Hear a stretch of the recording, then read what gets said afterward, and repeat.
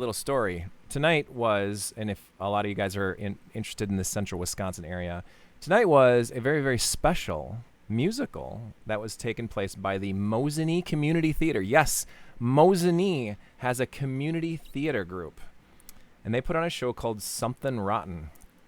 And Something Rotten was amazing, but it was also 3 hours long. It started at 7. There was a 15-minute intermission. We did not leave until 10:15-ish. So about an hour ago, we left Mosinee. Takes 35 minutes to get home. Got the kids to bed. Ania also really wanted to be on the stream. However, she fell asleep in the car on the ride home, and I'm like, no, you're going to bed. You're going to bed. So, no Ania tonight. I apologize to everyone. Ben, you learned 3 languages. Mojo Menace, hey, how's it going? She told me she wanted to do it where it stinks, so I took her to Mosinee. Oh, yeah. Mosinee stinks, that's for real. But our wonderful, amazing friend, Felicia Fancy Bottom, who has been on the chat a few times and also has responded to things, he is doing all of the sound and announcing for the musical. And I got to tell you, it was so fun. It was such a great show. Honest to God, it was one of the best I've ever seen. So I would recommend, if you ever have a local community group doing something called Something's Rotten, it's great. And it feels like there was bits and pieces of it that were almost ad-libbed. Like there was Monty Python skits that were Monty Python-esque, Mel Brooks-esque. Like there was great jokes. And it's like medieval times, and it was all about a play. It's one of those really awesome... way to spice up a date. Oh, God. That's hilarious. It's one of those plays that's making fun of itself the entire time. It's like the fourth wall is constantly being broken through. Great stuff. It's based on Shakespeare, loving him and hating him. It was awesome. Really good. I was really, really, really impressed, too, with Duncan and Ania. They were there, and Ania's a 7-year-old and Duncan's 11, and they sat through the whole thing. It was PG-13. There was lots of shit bombs, and there was lots of other lewd content, as Mojo Menace would know, J-lewd content. But it was great. It was awesome. Then I got home, got the kids to bed, and here it is, 11:30. This is usually the time when I would be going to bed, when I'd be ending the stream, but we're not. We're going to do the question of the day because I haven't done it yet. So welcome to this week's question of the day. This is our 16th time around the sun. We've got a couple people that are calling in, and they're very engaged and very interested to answer this week's question of the day. So I'm stoked about this one. This is a good one. Anybody in the chat, too, that wants to chime in, go for it. You absolutely can go for it. Yeah, fuck, half the town's electricity is still out. This is so weird. So weird. Here we go. There we go. There we go. Not that it's weird that we don't have any power. It's just weird that, like, it happened this week. All of Tomahawk is out. Yeah. Oh, shit. Whoops. What did I do? Okay, there we go. Yeah. It's pretty nuts. This whole thing has been a blow up, which is hilarious that the fact that I was able to stream for 6 hours through one of the worst storms. Oh, there's a tree down in my yard. There's a tree down in my yard. I should send that. I should put that on Discord, by the way. Yeah, I have a tree down. It's across my fire pit. It knocked over a lawn chair. It is still continuing to rain right now, by the way. And so it's nice because it's been like almost 90 degrees this whole day, the last couple days. And so right now it's like 60s. It feels 60 degrees right now, according to my thermostat. And it feels amazing. So I'll take that for sure. But this week's question of the day is, are you ready for this? I always put them on Discord too, so if you want to follow along and play along with the rest of the gang, you can always go on Discord and stuff right on our Game Huggers Discord channel that I'm sure Nightbot will pop up at some point during the stream. I'm sure he's already done it several times. Or they've already done it several times. But I always do it in the topics or suggestions channel, and I put the question of the day there. And that was basically, what do you feel like as a game console that you, as a gamer, completely missed out on? And either you've re-explored it later on in life, or you just never really got a chance to get to it. Like, I have several consoles. Obviously, in the 80s and 90s, there were so many consoles that came out that there's no way you could have had them all. And especially as a kid, you know, your parents aren't going to be like, well, we'll get you your 7th console from this generation. Like, imagine in the mid 90s when it was like the CDI was out, the Turbo Duo was out, the Panasonic 3DO, the Atari Jaguar, PlayStation, Saturn, N64, Super Nintendo. Like, imagine if your parents were like, here, you just take every single one. Have, you know, Amiga, you need an Amiga, you need a PC too.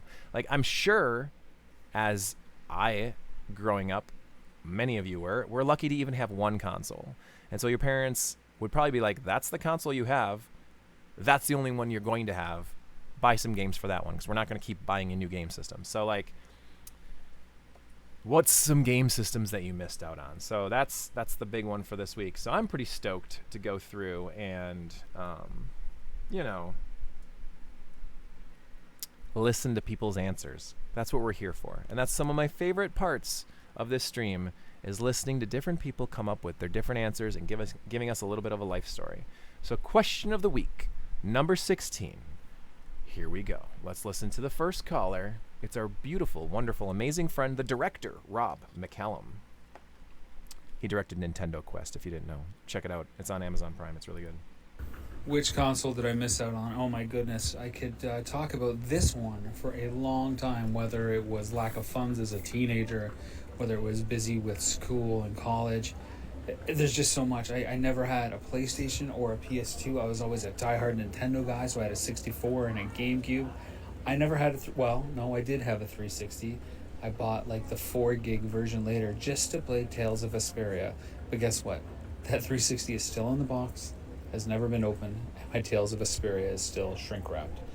So there's a lot of goodwill and good intent, but those would be the 3. And, you know, as a big JRPG fan, man, I gotta think that the PS2 is an era that I really missed out on, although I don't have any desire to go back and look at those hideous polygons. Maybe the 360. I was a huge PS3 fan, and everybody says the 360 library just crushed the 360, so it would be nice to see what I missed on that side of things. Yeah, that's my answer. Now stick it to it. So, yeah, that's actually the joy of endless advertisements. 24 hours of commercials. It was almost 6 hours of commercials. Actually was 6 hours of commercials. But, like, that's a big one, and this is just in my area growing up too. Like, Nintendo was everything. Like, if you didn't have Nintendo, I mean, up until like my junior years, or junior high school years, Nintendo was it. Like, nobody knew anything outside of Nintendo. Like, there was obviously other options, Atari and the Master System and stuff like that, but like, the Genesis is the first thing that ever came out that I can recall that even challenged Nintendo. That seemed like an equal. That seemed like something like, oh, now there's the line in the sand, you know. And so I had a Nintendo and a Super Nintendo, and then I journeyed out and got my first job and had a TurboGrafx. And that isn't my first 3, but like my first game system that played games was my Tandy Coco, and then I had a ColecoVision, and then I had NES. Like, that's my literal journey into the gaming world. And Nintendo and Super Nintendo, I didn't need anything else. I never thought I would ever need anything else outside of Nintendo and Super Nintendo. I fucking loved those consoles. But then I saw Turbo Duo for the first time, and that blew everything out of the water. Like, between those 3 systems that I had practically all the way through high school. I just heard a big bang upstairs. Uh-oh. Anyway, having those 3 consoles all the way practically through high school. I did get a Saturn my senior year, but like, I never needed anything else. I never thought I needed anything else. Those consoles have every type of game you could ever imagine. And so I never had a PlayStation as a kid. I never had an N64 as a kid.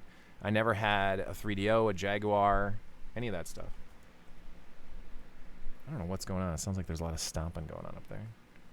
Maybe I should go double check. Hold on. Hold the phone. Hold on 1 second. Hold on. Just give me 10 seconds here. Hold on. I'll do this.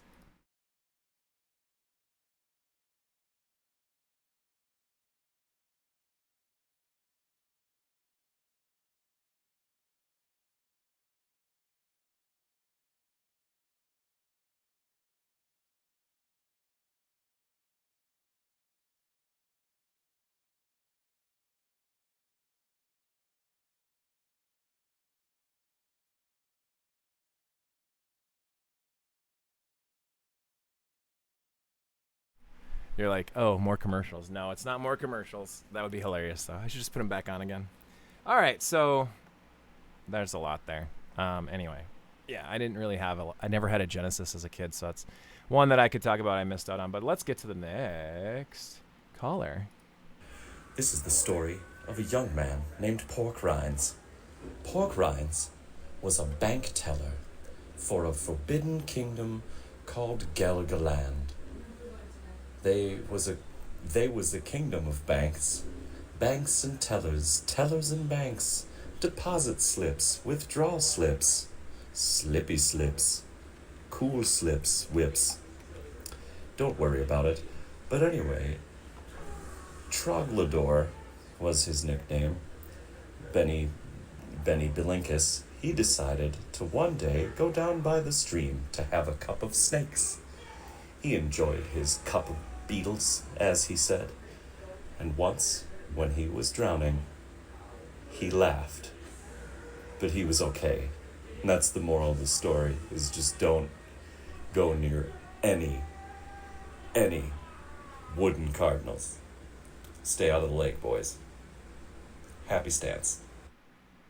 Oh my goodness. I love that message. Thank you so much.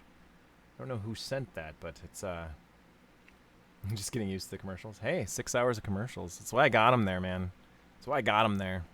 I mean, last week we did the 500th hour. Now I'm on my way to 600 hours. I'm kidding. The next achievement, by the way, is 1,000 hours. So, man, the year 2025, that's going to be an amazing achievement. All right, let's go to the next caller. I have no idea what that last message was about, though, by the way. That was hilarious. For me, it would be either the Neo Geo or the Turbo Graphics. There you go. Obviously, they were so prohibitively expensive back in the day. Very few people had them. I didn't know anybody who owned one. So I never really felt like I got to experience them until I was an adult. And I played a few here and there, mostly thanks to you, Josh, where I've gotten to play, especially some TurboGrafx games. But they both have pretty big libraries of games that didn't get on other consoles. So I think those would be the ones that I'd be most interested in exploring today. He is like, what is that sound? Then 6 hours of commercials again. Gosh. The Neo Geo is the perfect one. The interesting thing about it, though, is I missed out on it for sure in terms of, like, home console. But I played a ton of Neo Geo as a kid because it was like the thing that I always saw in arcades, you know? I played so much Magician Lord. I played tons of Baseball Stars Professional, and Baseball Stars 2 as well. Just so many. Oh, I see. Sorry. I played so much Neo Geo back in the day that once I came time to owning my own Neo Geo console as an adult, I already had a lot of experience with the Neo Geo as a kid. The Genesis, though, that was our good friend Matt Pigeon, by the way, from the Evercon E7. The TurboGrafx, though, is something that I will always be a champion of. I'm always spreading the word of Turbo. I'm always talking about, how fucking amazing it was and how special it was to me and the story of how I got one and just all that stuff. So that's what I love when people say, like, thank you to you. You've introduced me to the TurboGrafx, like, and now, like, dude, and now you're a better person because of it, because of games like Lords of Thunder and Gate of Thunder and, oh my God, Beyond Shadowgate and the fucking movie-esque type games with the original FMV games like Sherlock Holmes and It Came from the Desert, and just the list goes on and on and on. It's just shit that you couldn't get on the Super Nintendo or even the Genesis, back in the day. So, like, I don't know. I love the Turbo, and it's always going to be my baby, and I am always welcome to share that with people. If people don't have a lot of experience playing the TurboGrafx, I'm your guy, because I've got, I think, 10 setups now. Let me think. Oh my God, I do have 10 setups. So I've got a Super Graphics, I've got the Turbo Duo, I've got a Core Graphics with a Super CD add-on, I've got a TurboGrafx, I've got the Legendary Axe TurboGrafx, I've got did I say Core Graphics too? I did. I got a regular PC engine. Oh, and the Super Graphics, I always connect the Super Graphics, I always connect the SD-ROM 3. Then I've got a Turbo Mini, I've got a PCFX, and that might be it. Maybe I've got 8 then. So yeah, 8 setups. There might be another one, I don't know. Things we had: Video Pro, Glorified Pong, the VIC-20, Master System, TurboGrafx, Panasonic 3DO, N64, PC, gaming, main gaming since '93, GameCube, Wii, and 360. Nice, winks. That's a lot of good stuff. So yeah, but never really had a lot of games for any of them except the PC. But oh, Buttspot with the chiming in here. But never really had a lot of games for any of them except the butt. Oh, Buttspot, you silly bastard. But yeah, I'm always going to champion the TurboGrafx. So if anybody ever wants to play TurboGrafx, we want to do a TurboGrafx night. Oh, I'm in. I'm in. All right, let's get to the next caller. It's our beautiful, sexual, amazing friend, Ben. Hey, what's up, everybody? It's Ben with Ben Plays It All, and we are back with question of the day, of the week, of the 4 monthly questions that we do daily. You know what I mean? Yes, and it didn't take me 48 takes to say this correctly, so haha, second Trebek. So the console that I kind of missed out on in its prime and altogether really was the Dreamcast. Now, did I play the Dreamcast? Yes. I love Shenmue. I loved Jet Set Radio. That's about it that I played. My friend had it. I thought it was super cool. I never got my hands on it. My family would not allow me to get another game system until my current system broke. But my buddy had it, and we played that Jet Set Radio constantly. And then when Shenmue came out, I would play it for a couple hours, and then he would take it back from me. So, man, like Dreamcast just got shit on hard, you know what I mean? Like, it was a cool console, and whatever happened with the developers and stuff, where they thought they weren't doing support anymore, and so they stopped making games for it, like, that would have lived on for a long time. But yeah, my answer is Dreamcast. Also, you look good today, Joshua. You look good. Keep it up. Why, thank you, my good friend. So the Dreamcast, man, if you blinked, you might have missed the entirety of its lifespan. There was a lot of issues with the Dreamcast, and this is Sega's downfall. Is like when Sega came out with the Sega CD, and then the 32X, and then the Saturn, and each one of those had a shorter lifespan. Obviously, the 32X was just this splash and then immediately discontinued like a year later. But like, the Saturn had such a fucking horrible hand dealt to it that it had to pick up and try to carry on. And for whatever bizarre reason, in Japan, the Saturn was Sega's biggest console ever. And so when they jumped the gun hardcore, because Sega wanted to make a splash in the US market and the European market, and they were falling behind it everywhere except for Japan. The Saturn was super popular in Japan. They should have changed courses on this one. And I believe if the Dreamcast had come out in 1998 in the US and then Europe, and then came out in 99 in Japan, that would have been a much smarter way to go forward. And also, like, it would have been, it would have made more sense because the Saturn was huge in Japan. The Saturn was the number 2 console behind the PlayStation. It was doing really well. It had all the big RPGs. It had all the big games outside of Square and like Konami. Well, even Konami was making games for the Saturn, but they weren't doing Metal Gear Solid. They weren't doing like Kunio, or I'm sorry, not Kunio, but Goemon. They weren't doing like their big ones. But still, there was plenty of great games coming out on the Saturn in the Japan.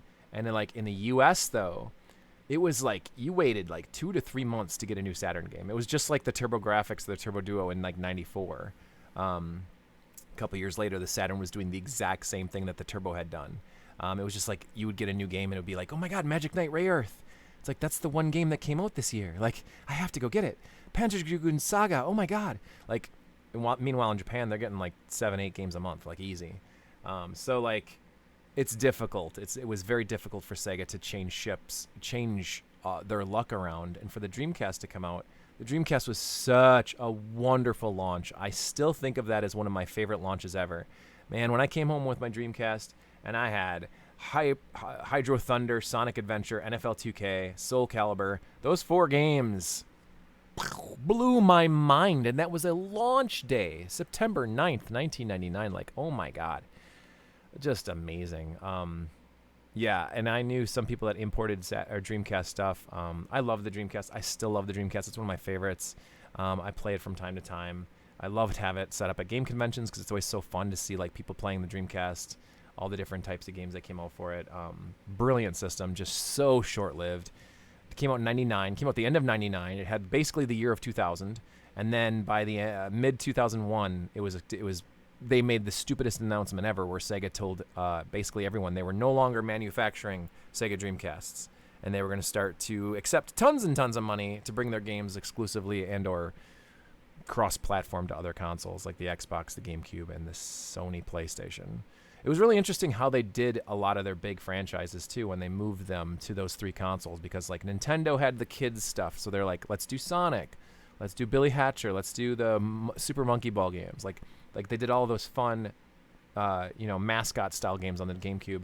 And then on the Xbox, they're coming out with those more hardcore Dreamcast or Sega games, like the Panzer Dragoon Ortas came out on that. Shenmue came out on the Xbox.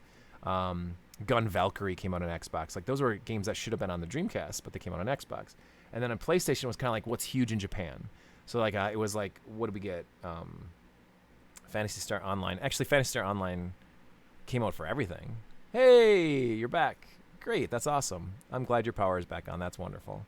But like, yeah, the biggest one that I can think of that came out on the PlayStation was frickin' Virtua Fighter 4. Holy shit, was VF4 perfect. Virtua Fighter 4 and Virtua Fighter 4... Oh, man, what's the special edition one? Shit. VF4... Boy, do I feel dumb. It was a super budget title. But when I first played Virtua Fighter 4, I loved it. That was the game that I wanted to have. The power outage didn't keep you away for long. That was the one that I wanted to have so badly for the PlayStation. I wanted to have a PlayStation to play Virtua Fighter 4 because when I first played it, I was like, holy fuck. Oh, yeah, Virtua Fighter 4 Evo, yeah. Evolution, yeah. So anyway, I loved Evolution too. It had more characters, it had more gameplay, it had better looking stuff, but I love Virtua Fighter 4. Like, I remember the first time I saw that in the menu system, when you'd move down, it would like make little ripples in the water. Ugh, so good. So damn good. Seaman on the Dreamcast, yes. Lunar remakes, Lunar had Lunar, Silver Star Story, and Eternal Blue both came out on the Saturn as well in Japan. Most recently, Lunar 1 was remade or fan translated so you can play it properly in English on the Saturn too. But I still say the best way to play that is the Sega CD version. But yeah, Dreamcast, dude. Missed opportunity, Sega. Big time. If it weren't for the 32X, and I think if they would have never been a 32X, Sega would have saved so much money because they could have still done the Sega CD and the Genesis and that whole thing and being profitable. They could have still done the Saturn and moved on, and who knows if the Saturn would have been more successful. But if the Saturn was dying quicker in the US and the European markets, no. Lunar 1 and 2 is not best on PS1. I think Working Designs messed around with the storyline too much in that, and it's also kind of ridiculous in some parts and a little bit broken. The Sega CD version is better than the PlayStation 1 version. The PlayStation 1 version and the Saturn version are identical. There's also Grandia that came out on the Saturn and the PlayStation, and the Grandia on the Saturn is infinitely better. Anyway, that's just my humble opinion, my friend. Let's get to the next caller, our beautiful friend, Zach. So, what does everybody want to talk about? The question of the week. Which console did I feel like I missed out on during its prime? PlayStation 1, without a doubt. We had a Nintendo 64 in the house in my younger days, and my uncle had a PlayStation 1 that he purchased for himself. But it must have just been a thing that PlayStation was marketed more toward the teens and adults, and my mom definitely would not have been into that for us at that time. So yeah, totally basically missed out on PS1 for a lot of it, except when I was able to get around it at my uncle's place And I'm very happy to be revisiting that library and that hardware as we speak. The PlayStation 1, that's my choice. That one's actually a really interesting one too, because that's something I pretty much missed out on as well. I did get a PlayStation 2. I've owned a PlayStation 1 as well. So a PlayStation 1 came out in 95 and 64 was 96. I think I got a PlayStation 1 in 98. About 2 years before the PlayStation 2 came out. I remember getting a PlayStation 1 and getting Final Fantasy 7 and Symphony of the Night. And I loved it. I was like, this is great. This is so much better, because I was a jaded Nintendo fan, because I was a Saturn supporter in high school. I played my Saturn constantly, but by the time 98 rolled around, you weren't getting a lot of games coming out. I was still supporting it. I was still buying the new games. I still got Panzer Dragoon Saga. I still got Magic Knight Ray Earth. But those games are so few and far between. It was like, can you really sit and just be a Saturn fan? Obviously, you can go back and buy most of the library. You can import stuff. I was importing on the Saturn like crazy. I was doing the fucking memory card swap trick, which was a bitch for some of those games that needed the 4 meg RAM thing, like the Capcom games or SNK games. Like, it was such a headache. But I supported Sega as much as I could. But there was something about all of the games that were coming out on the N64 and the PlayStation. You just kind of feel like you're missing out. Can you really go without playing Mario 64? Can you go without playing Metal Gear Solid, Zelda, Ocarina of Time, Final Fantasies? You know, it's like you're missing out on all that. So while I do prefer the Saturn over everything else, there was a giant gap in releases in the U.S. unless you spent a ton of money on imports. And you look at fucking Final Fantasy 7 was $39, you know, a year after it was released, and Symphony of the Night was not budget, but I mean the greatest hits versions are like $29. So I initially, in 1997, a year after the N64 came out, I bought an N64, and I immediately regretted it. I love some games on the N64, I'll admit that. Mario 64 is brilliant. F-Zero X, brilliant. There's some really good games on it. But fuck, dude, all those amazing RPGs and shoot-'em-ups and fighting games that I was in love with during the 16-bit era was completely not supported at all on the N64. What RPGs were there? Shadowgate 64? Quest 64? Like, good God. Paper Mario is probably the best RPG on the N64, and that's a really good game too, by the way. But there's just nothing out there. And the PlayStation, I was a jaded Nintendo 64 fan. It was kind of what soured me on it. It was nothing like the Super Nintendo. Okay, I remember renting a PS1 every weekend to play Resident Evil 2. Then when the PS Slim, I finally got that and played it until the disc reader died. Me and my dad bonded over GoldenEye and Ocarina of Time. Oh, that's really awesome. That's amazing. Oh, yeah, GoldenEye's great. Those are games that you'd love to play, especially with a family member. Those are freaking amazing. That's incredibly nice. I love hearing that, Ben. That's awesome. But I didn't have an experience like that with my dad.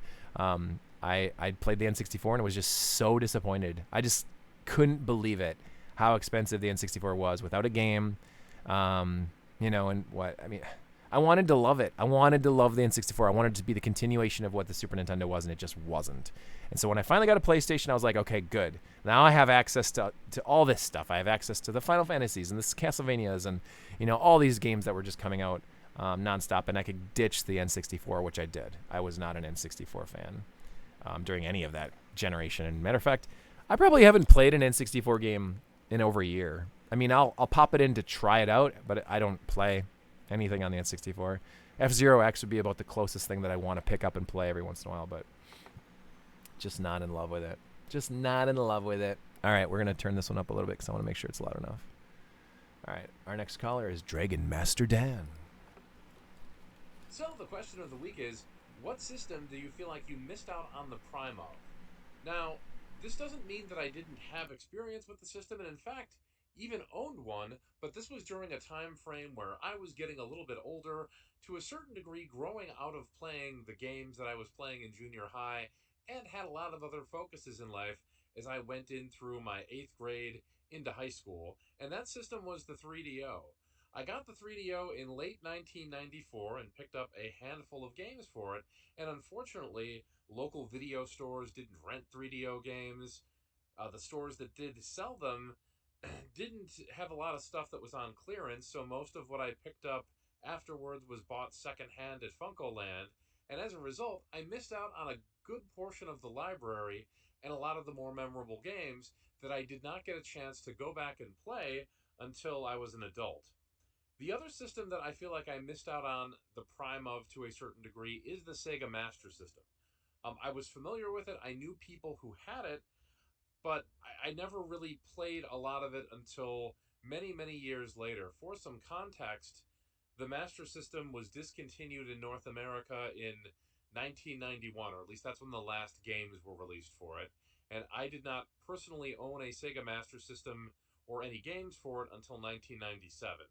So that's another system where, while I don't think I missed out on quite as much because it had a small library and a lot of it were games that were ported to the contemporary NES, which I was very familiar with, I feel like I missed a bit of the prime of.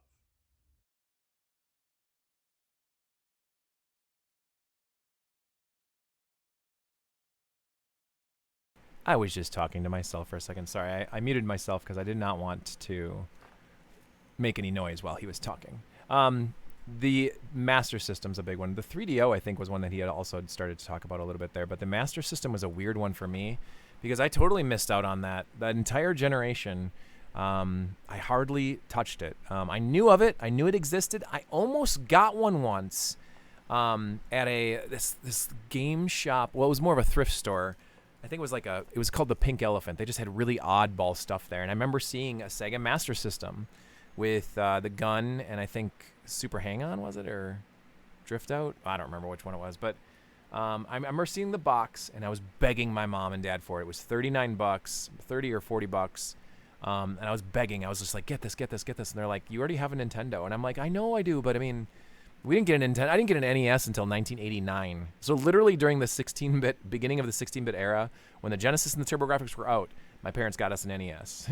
Which is fine because the NES had a fucking massive library and amazing games. But I almost got a Master System around that exact same time.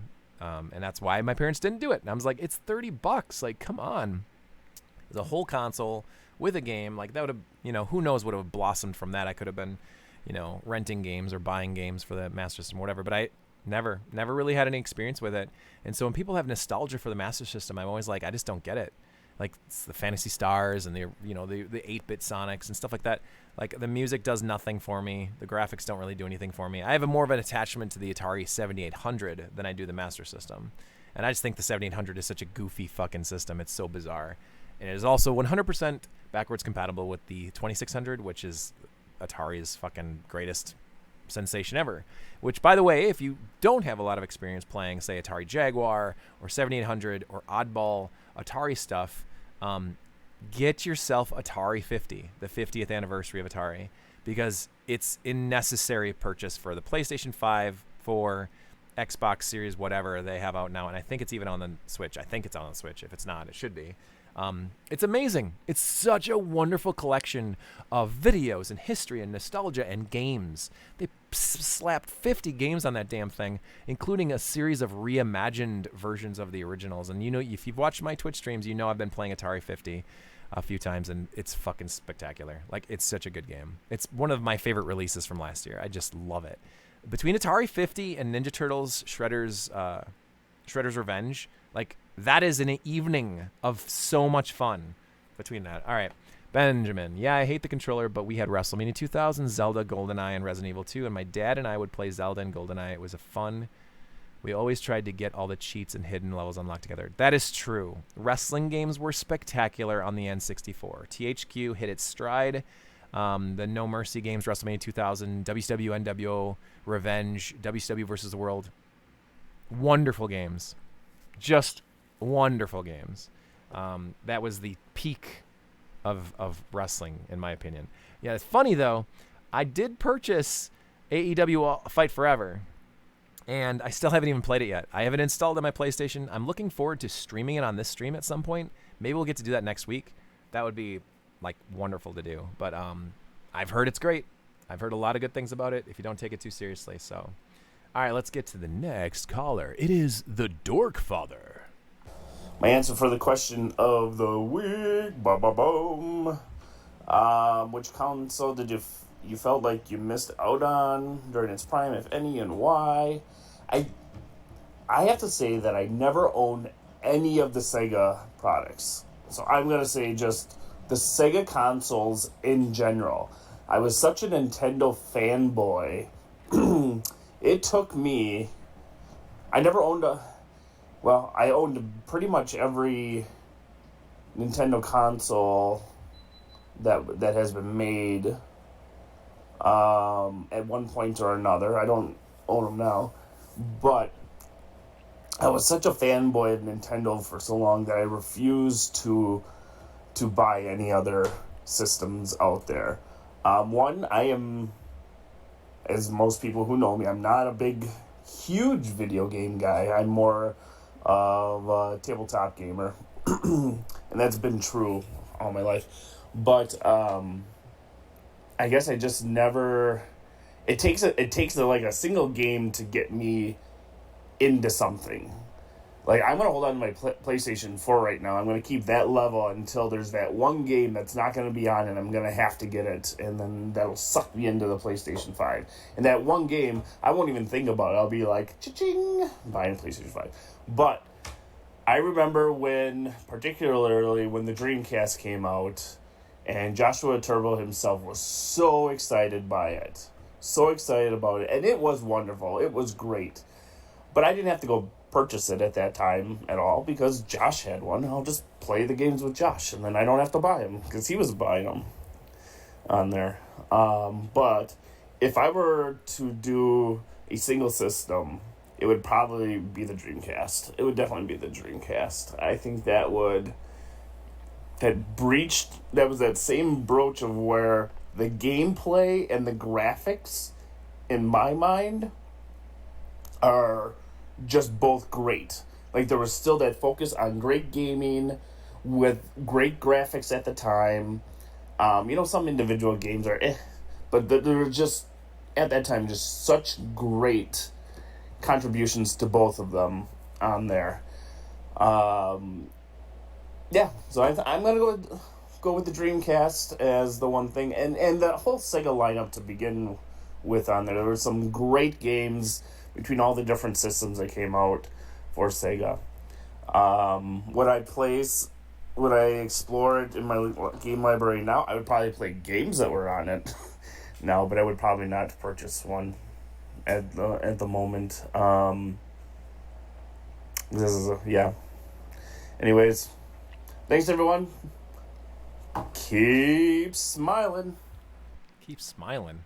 Another one for the Dreamcast. You never should feel bad about missing out on the Dreamcast. It literally was a hiccup. Like, people missed out on it because it was such a short-lived console. So, love the Dreamcast. Love it. I got it on launch. I supported it. Did the same thing I did basically with the TurboGrafx, and the same thing I did with the Saturn.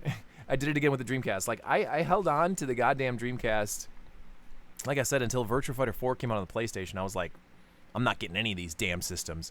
Although, at the time, my wife and we did buy a GameCube fairly close to launch. It must have been like 6 months or later or whatever, but I remember we enjoyed a lot of stuff on the GameCube.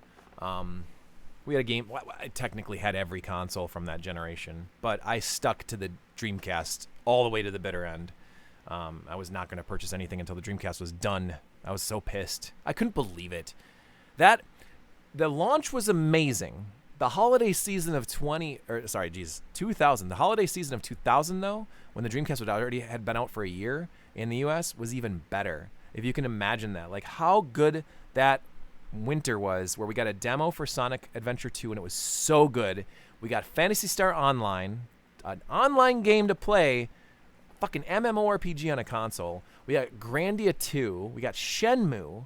Like, god damn, why was I no reason to buy a PlayStation. I remember a friend had purchased a PlayStation 2, and they were like, look at these games we got. And they got like some weird Dark Shadows, or some weird Konami like RPG, and there was a couple other little games that came out. I'm just like, I will never play these. Like, I'll never play these. The Dreamcast has the most stacked fucking library right now. There's no reason at all to play a PlayStation 2. So I didn't, and I held out for a long time. I think NFL 2K2, was that one of the last Dreamcast games? I have to go look at mine, because there's 2K, 2K1, and 2K2. Yes, there's 3 NFL games that came out on the Dreamcast. And 2K2 was the last football game that came out for it. And I believe it came out on Dreamcast, Xbox, and PlayStation 2. So that was like, and I bought the Dreamcast version. I'm like, I'm not buying on an Xbox. I'm going to buy it on PlayStation. Fuck that. I'm going to play the Dreamcast version. But then by 2K3, so by 2003, well, actually fall of 2002, the Dreamcast was no more. So when NFL 2K3 came out, it was only available on GameCube, Xbox, and PlayStation 2. And I bought the GameCube version because I was going to at least support not Xbox or PlayStation. I still have a weird... obviously, the PlayStation 5 is what I play on primarily in terms of current gen stuff. PC also, but PC I really only play like retro themed games on the Steam or whatever. But like, you know, PlayStation 5 is incredible. PlayStation 4 was the first Sony console I fell in love with. But I still have a vendetta of sorts against Microsoft and Sony. I don't believe that they belong in the gaming market still. I don't believe that they didn't grow up in video games. They made their empires out elsewhere in the electronics world. They moved in on our video game world. That's why I still support Nintendo with every console they come out with. Even if I'm not necessarily the biggest fans of them, Nintendo is the one that they're not making TVs. They're not making printers and fucking cars and cell phones and shit. They're just making game stuff. And so that's why I love Nintendo so much. That's why I'll always support Nintendo. If Sega still had a console out, I'd support it. If Atari still came out with consoles, other than that terrible VCS that came out a few years ago, I would still support it. So, was that? Did we just listen to Dorkfather? Holy crap!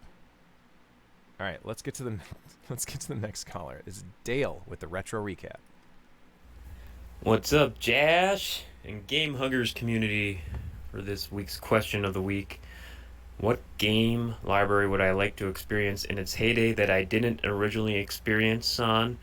Well, I think there would be a easy answer, which would be I did not get a Super Nintendo or a Sega Genesis until both were in their twilight years in their library around 96, 97. No, I got a Super Nintendo the same month that N64 came out.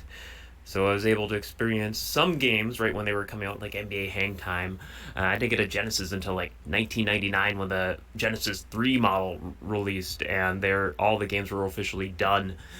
So I would have loved to, and while I went to friends and got to experience kind of the newest games as they came out at friends' places, I did kind of get to experience games that way. I never was able to experience them on my own on like an adult budget buying games, and like right when they came out. I can only imagine how cool it would have been to be blown away playing Super Castlevania 4 from the first time after playing the original 8-bit Castlevanias, or like Super Mario World for the first time, and so forth. But if I were to go a little outside the box and just pick an obscure system, like if I were to have an adult 40-hour-a-week income and experience games as they were new when they were first being released at that time, I'll do two of them. One, I'll repeat an answer I used on one of my last answers, the 3DO.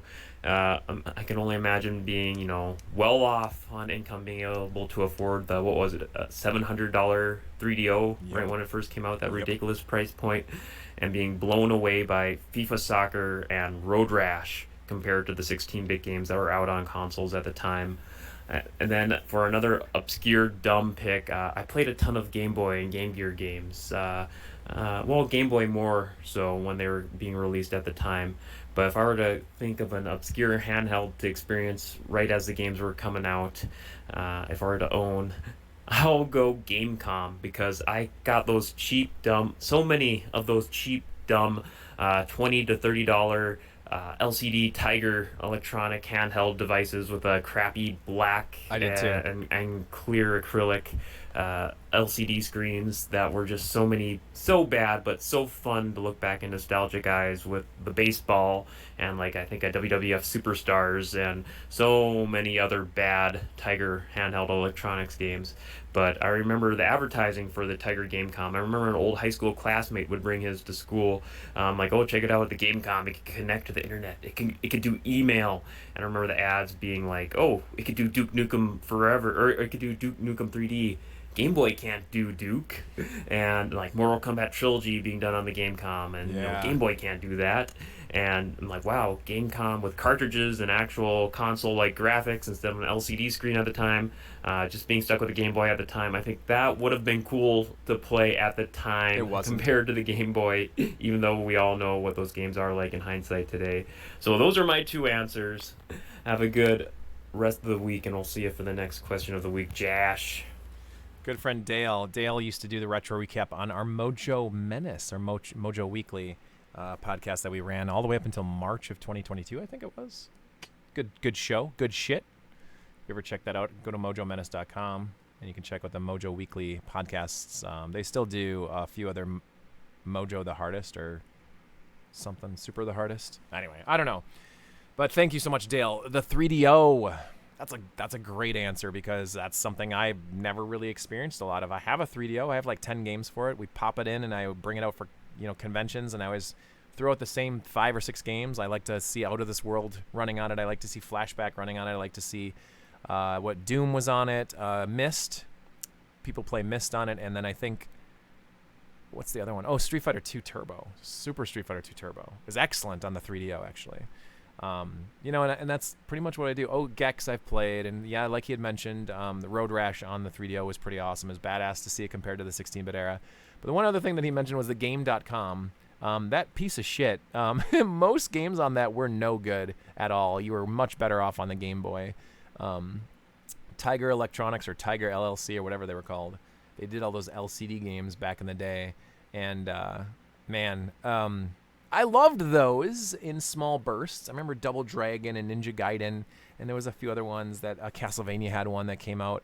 They're basically unplayable, but they were fun to dink around with. Just like the Nintendo's Game & Watches, they had those come out too. But when the Game.com came out, I will admit, when I first saw it, I was like, this is badass. Like, you can go online with it.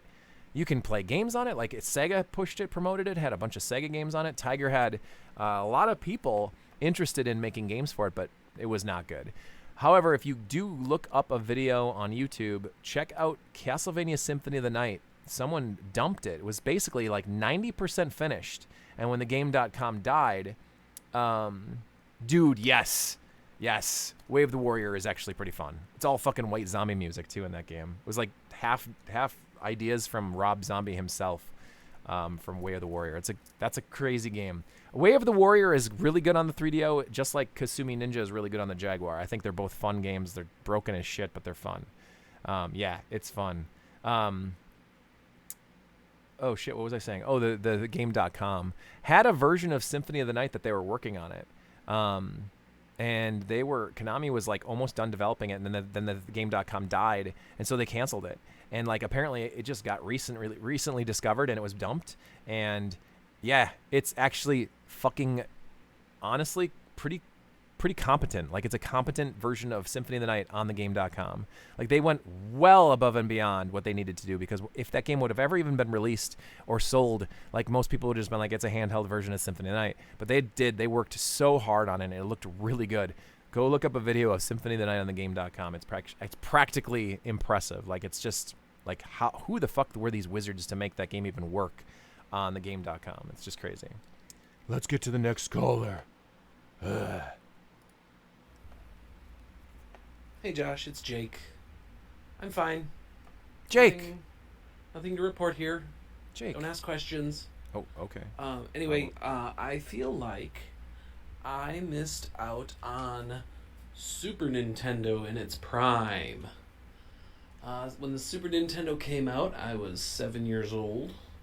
I feel like if I had been about 5 years older, I could have experienced it, or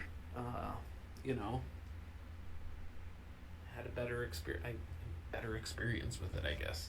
But because I played Super Nintendo religiously growing up, but I just feel like I missed out on a lot because I was so young.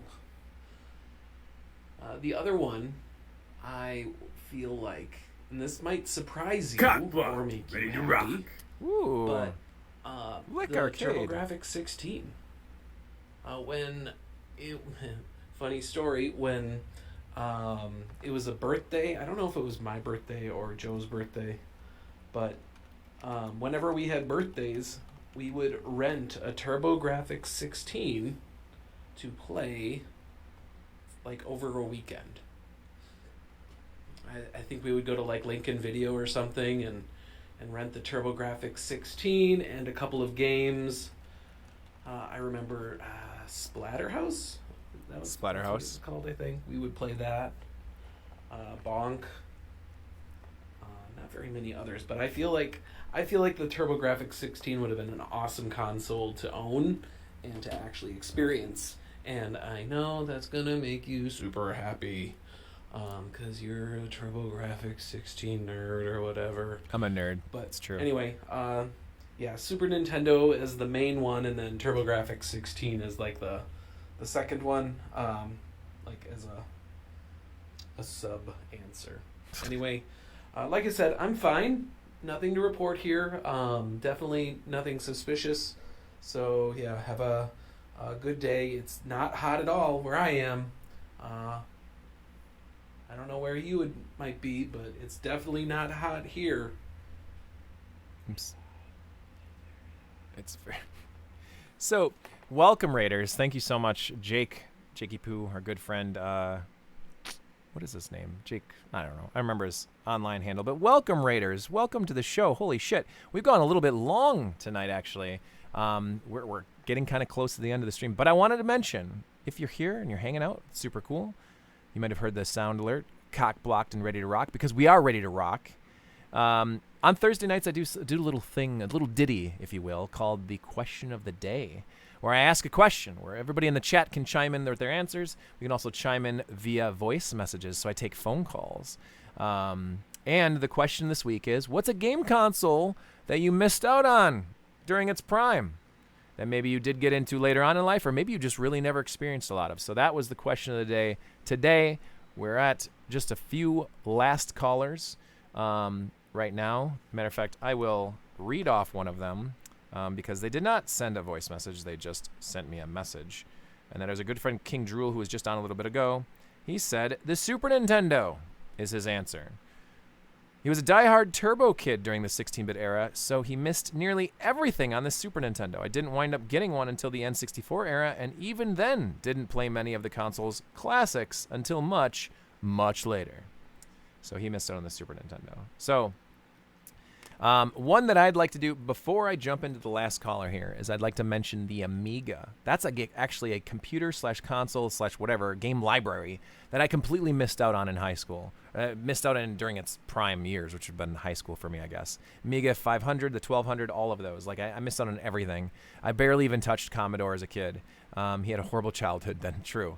No, he had the Turbo. He was a Turbo original, a Turbo elitist. He didn't even have Genesis or Super Nintendo. He just had TurboGrafx. Like I went Nintendo, Super Nintendo, then TurboGrafx, which some people would say was kind of a step backwards.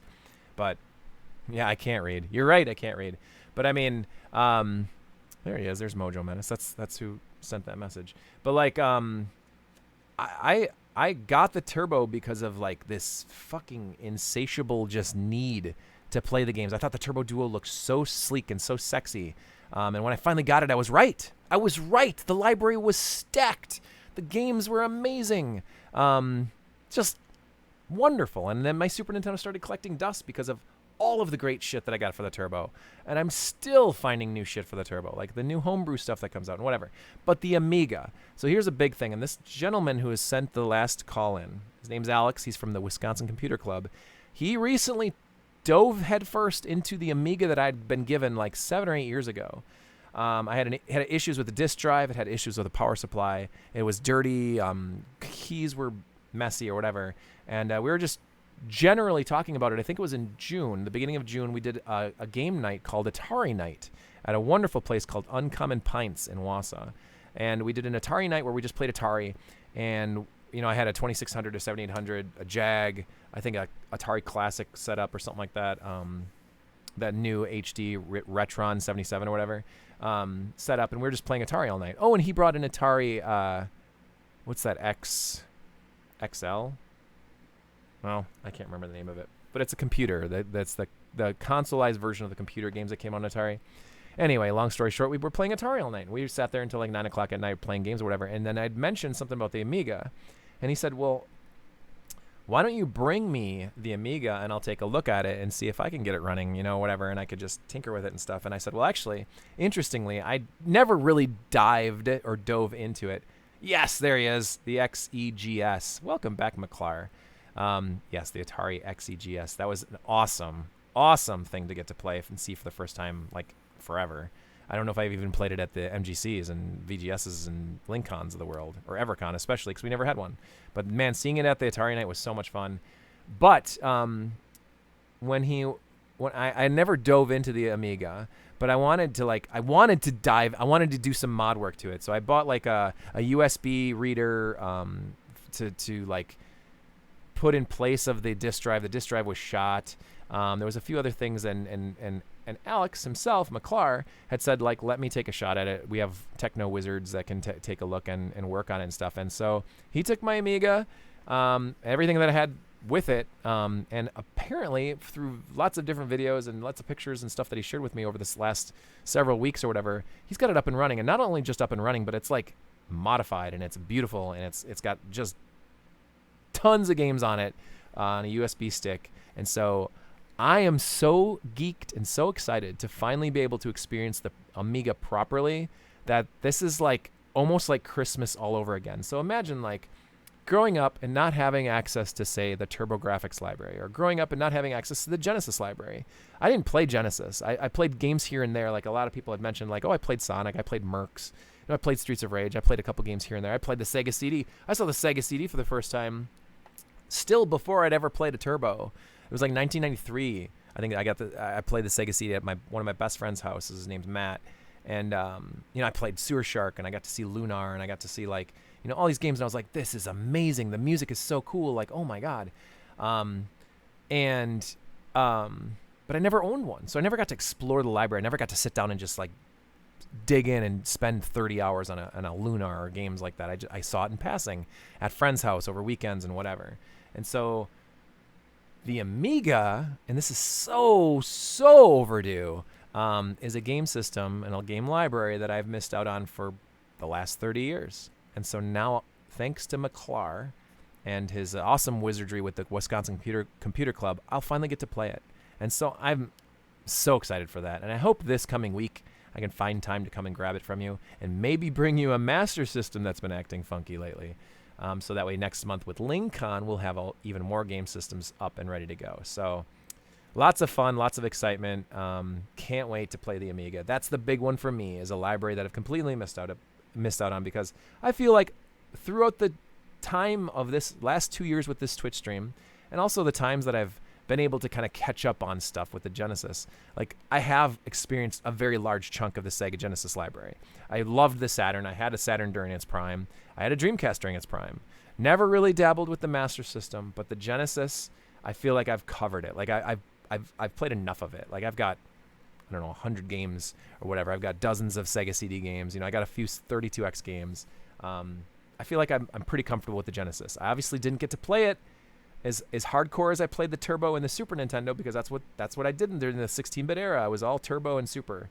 But the Genesis, I feel like I've gotten there. So now I'm excited for the next step with the Amiga. The Amiga is what's coming up next, and man, I may never see the sun again.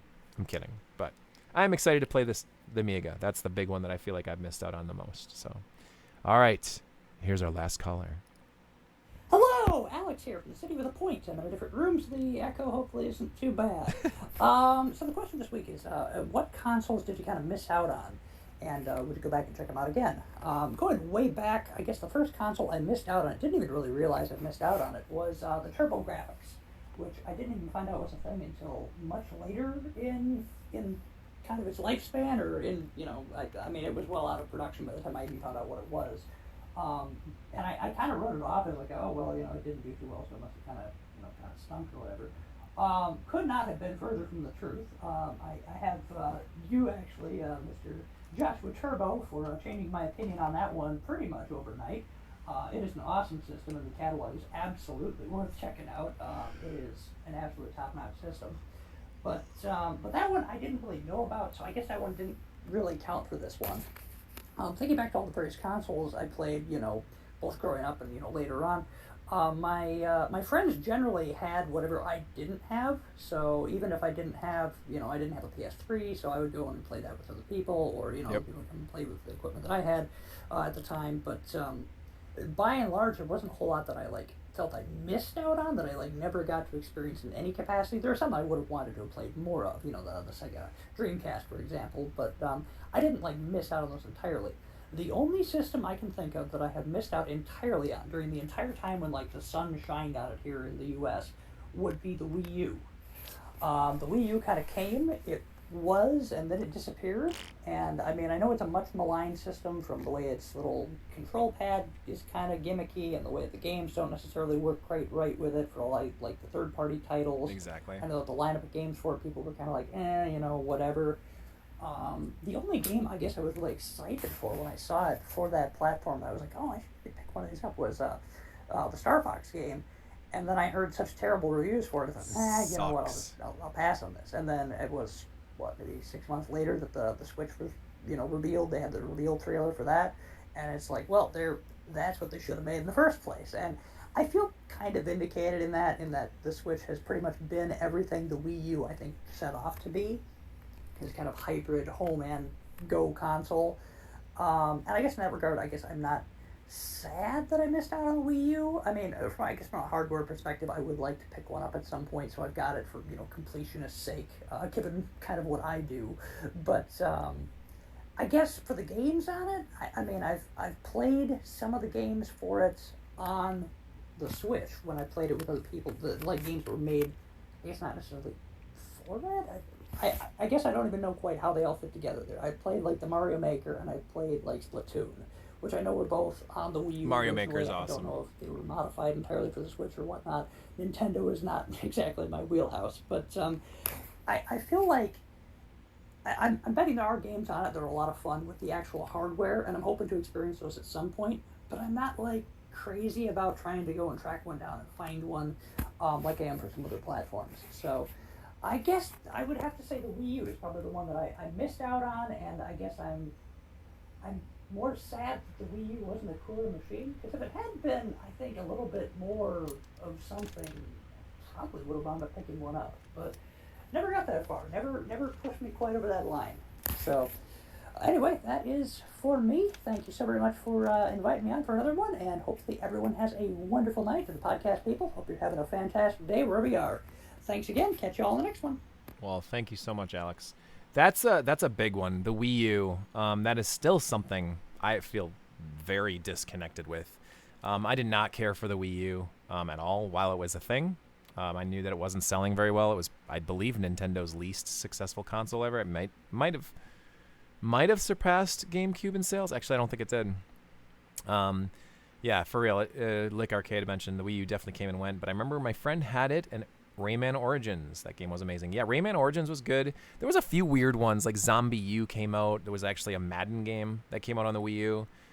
They continued a lot of the same bullshit. I will give you this, though. The Wii U had a stylus and the touchpad. It also had a camera on it. So you could record yourself, and some of the games like Just Dance, those games came out on the Wii U, and you could prop your Wii U controller up by the TV, and you could record yourself dancing, and it had that, the camera that was viewing you while you were dancing, and so it would show you moving with the, the nunchucks, or even if you didn't have any nunchucks. Yeah, most people did jump from the Wii to the Switch. The Wii U is this bizarre halfway point where people didn't even know what it was, because I remember when there was people that bought the U-Draw game for the original Wii, and they thought that was the Wii U, or they would buy Wii games or Wii U games thinking they could play them on the Wii, because all they thought the Wii was an HD, or the HD Wii was the Wii U, and bizarre.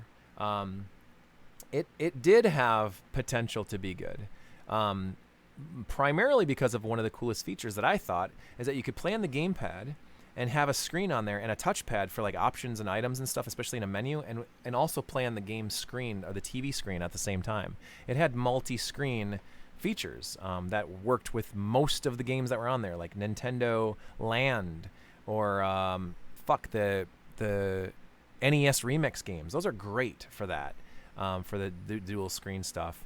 There's a lot of really potentially good games on the Wii U that did happen, but almost everything worthwhile on the Wii U has been re-released or remastered for the Switch.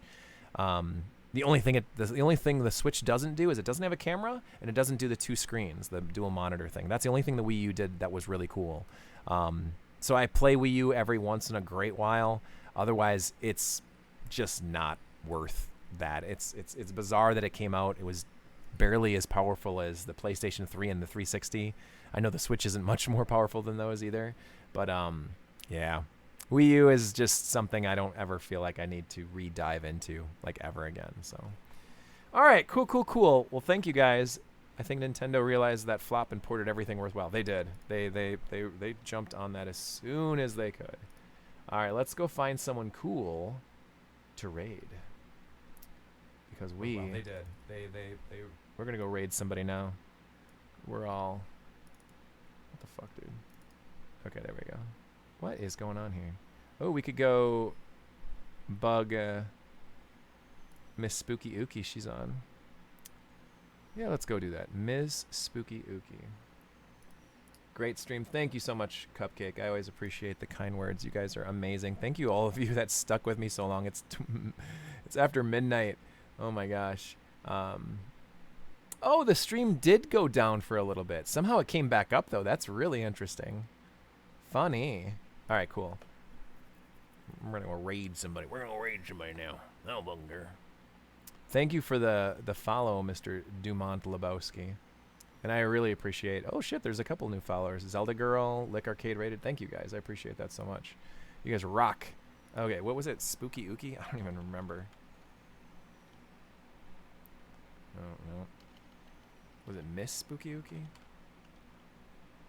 Okay, there we go. Like, what is going on? It's, of course, our good friend,